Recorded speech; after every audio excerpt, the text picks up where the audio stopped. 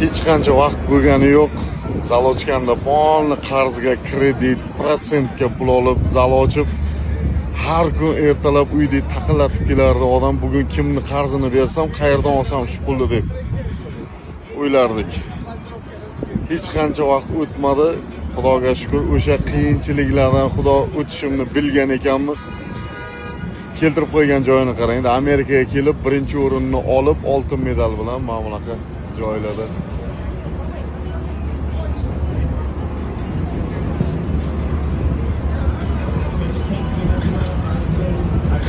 Shu uchun aytayotganda, Xudo sizni yengib o'tolmaydigan qiyinchiligingizni bermaydi deb.